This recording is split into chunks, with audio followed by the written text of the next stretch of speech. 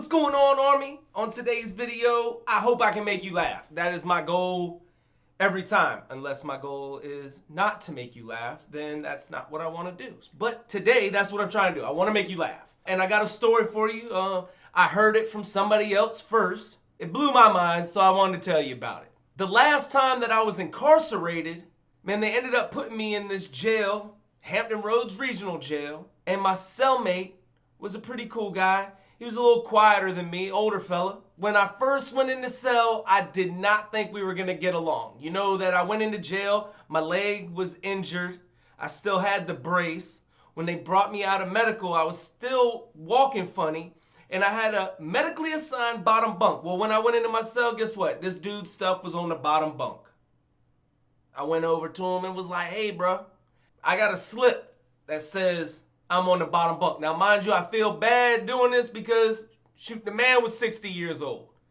But guess what? Get your old butt on the top bunk. You 60, but you've been locked up so much that you built like you're 30. He was in better shape than I was. I am. Shoot. Yeah, he definitely was in better shape than me. So yeah, it kind of got off to a rocky start. He was kind of quiet, and I'm kind of not. I like to talk. And in this jail, they lock you down so much for such stupid reasons. One of the stupidest reasons for being locked down is, I'm sorry, there's not enough staff here today. Are you kidding me right now? There's not enough staff. So we could take over the jail. Is that what you're saying? You're afraid that we're going to take over the jail? You're afraid we're going to get out. You're not getting out of this jail. From where my cell was to the front door, I think I had to go through like 9 doors, an elevator, 3 gates, and then past a desk where there was plenty of guards. I don't know how there's not enough staff. And then this type of jail doesn't really have a front door. Or at least I didn't see one. The only way I knew to get out of this jail was through the garage.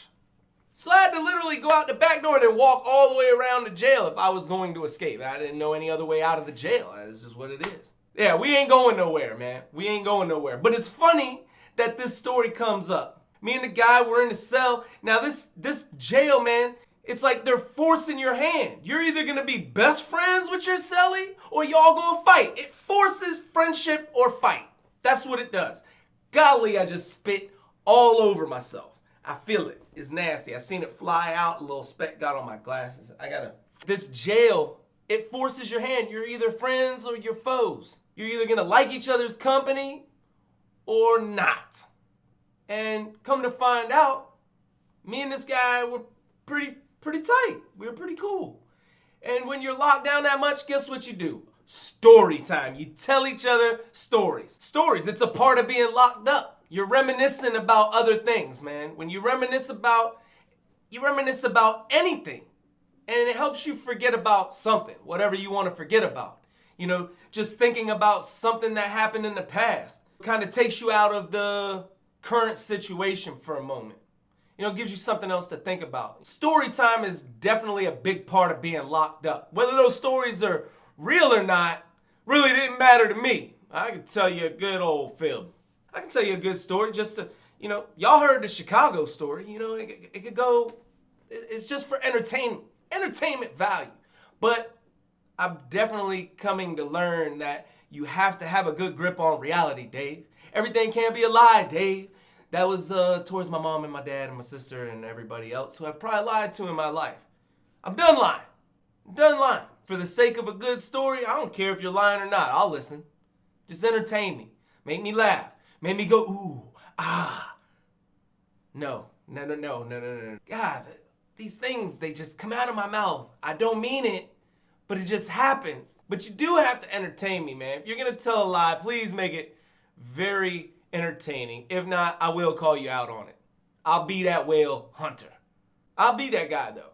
You know, the one where I will stop every detail of your thing until you just give up and I don't have to listen to it no more. But if it's entertaining, though, I'll sit there like, she did what? What? Oh, you, damn. That was a good story, man. Thanks. My cellie tells me a story about him escaping from prison. Now, mind you, I was like, in my head, I'm not believing it. You know, he's an older guy. He's been getting locked up his whole life. You know, he's done bid after bid after bid. He said he's been to prison like 5 times for selling drugs. And, you know, shout out to my cellie. You know, he's an older guy and he just got knocked off for drugs again and they just gave him 10 years. Before I left, they gave him 10 years to serve. And, you know, that hurts for anybody. But, you know, that's what happens. That's what happens when we don't learn our lesson. You know, they throw the book at us. I hope it's a good book, though, because, you know, when you're locked up, you need something to read. But he does. He starts, you know, we haven't really been cellies that long, and he starts to tell me this story about his escape.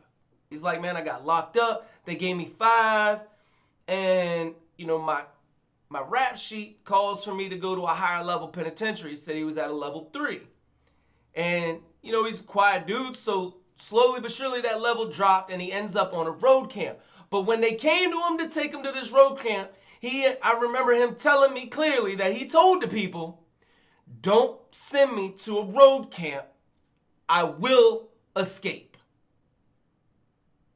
What?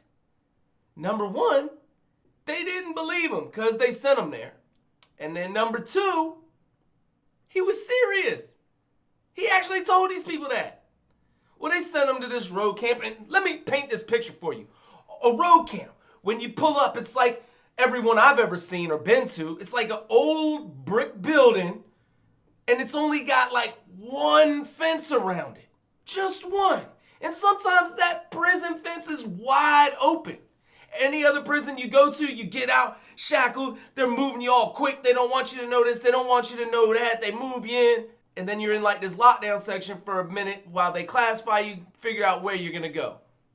Road camps, ain't like that. You get there, they take the shackles and the cuffs off you immediately. They go through your stuff. They give you your bunk assignment and they show you your bunk. That's it, just like that. Quick as butter, slick as butter. But that's what they do. They send you right there. There is no period. There's not a lot of people on road camps. I think there was like 150 people on the road camp I was on, and you're there. And it doesn't take long for them to get you on one of these gangs, on a road gang. We're not talking Crips and Bloods, we're talking chainsaws, boots, and gloves. You're gonna go to work. That's what you're gonna do on this gang. You're gonna work.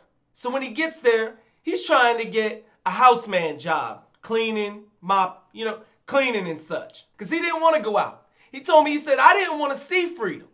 I didn't want to do it because I was gonna run.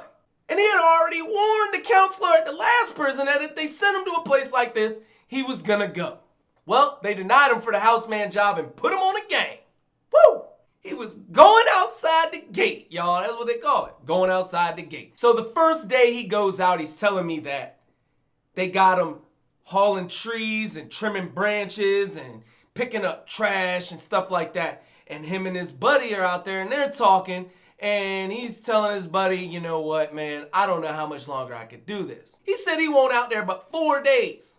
4 days, and then the weekend came, and he spent the weekend with his buddy that he works with on this gang, and they plotted their escape. I'm telling you right now, this plot sucked. We're gonna run. We're gonna hide in the trees, and we're gonna get away. That's pretty much what it boiled down to. I mean, there's not much else you can do, but they didn't have really no setup, nowhere to go, nobody to help them. They were just going to run off in their state blues and hope that they could blend in with the crowd. Where are you going to go, bro? You got your state number on your back. Doesn't make any sense. Every time I ever thought about escape, it was like, ooh, I could really, no, that's a dumbass idea. And that's, boom, that was it. I'm not going to do it. I'm not going to escape. I ain't never got enough time to escape. 60 maybe. Put me on a road camp with 60. I swear. What I'll do is I will hide bologna sandwiches for 6 months. It'll probably go bad, but what else I'm going to hide? Ramen noodles. Every day for 6 months, I'll bring a ramen noodle out to the woods and I'll hide it. And then when the day comes, I'll just go and I'll dig a hole. Every day I'm just going to dig, and then I'll just hide in the hole for a whole month and a half. After that 45 days is gone, I'll come out and I'll have ate nothing but ramen noodles. Hard. Yeah, that's not going to work. That's not going to work. It's not gonna work. I'm not doing it. I'd have gave it a shot though. They'd have gave me 60. 60 I'd have tried. 6? Nah, it ain't happening. Well, he tells me that him and his buddy are plotting their escape. Monday comes and they go outside. Mind you, at this time in the story, I'm like, do they do it? Did this really happen? But I'm enjoying the story. He's actually getting into it. Mind you, he was a quiet guy. He wasn't big on telling the story, but he's telling me the story. It's really, I'm entertained. So I haven't said nothing. I'm just sitting there like, well, you're about to go. You're about to run. Don't do it. Well, they did it. They get out on that Monday and they're working. They're picking up trash. And he said the first chance he got, they just slipped away. Him and his buddy. They didn't get far before the authorities were alerted. But they did everything you could think of would have been done in a movie. They came to a house. They found some clothes on a clothes hanger. They changed their shirt. That was all they changed, was their shirt. They kept running though. Well, by this time, the dogs were on them. They were like, ooh. They come across the river. They get in the river and they're running through the river. This man is telling me that he gets across the river, but his buddy gets swept up with the current and is gone. The river took him. He couldn't swim. Neither could this guy, but he made it across. He said he couldn't swim anyways, but he said he made it across the river. As soon as he got out the river, he stopped for a second and the dogs and the police are behind him. He goes to start running and they shot him. Just so you know, the guys on the road gang, they got shotguns and they got 357s. At least they did at the prison I was at. And the one that he was at also must have too, because that's what he told me he got shot with. In the back of the leg, he got shot with a 357. He said it almost blew his leg off. But then he's crawling up the bank of this river where he was about to start running, and the dogs finally get across the water. I guess it's not a river. To someone who can't swim, a stream probably looks like a river. So that was what he said in the story. The dogs finally get across the water and they bear down on him. Biting him. And I'm like, finally, I'm thinking to myself, like, dude, this has got to be bullish. I'm going to call it bullish. Bullshit. The story continues. He tells me that he passes out. He wakes up like a day later, strapped to a hospital bed. Cop sitting next to him, cop out front of the door.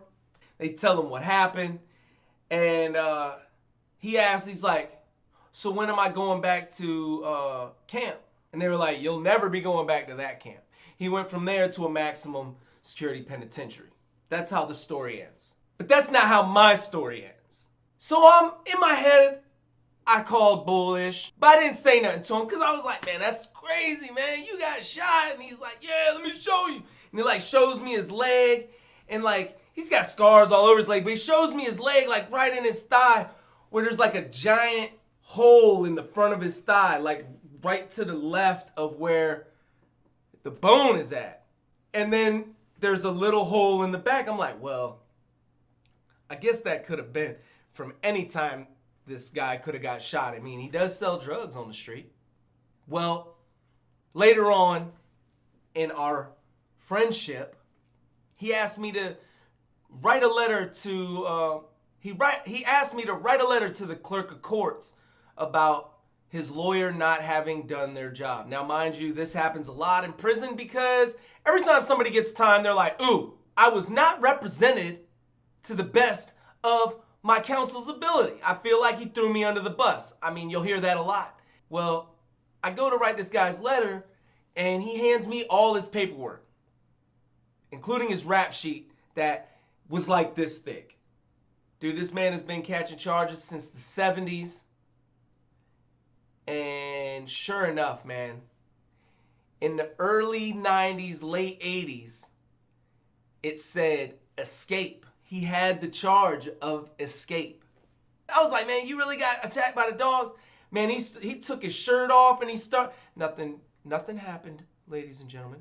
But he took his shirt off and he's showing me, dude, he had bite marks all up under his armpit and under his bicep, all on his rib cage on this side. There was scars from dog bites all on his other leg. Man, the dogs were like pulling him apart from all different angles.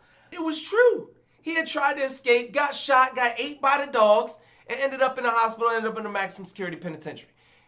And then when I told him, I told him, I was like, dude, I didn't believe you.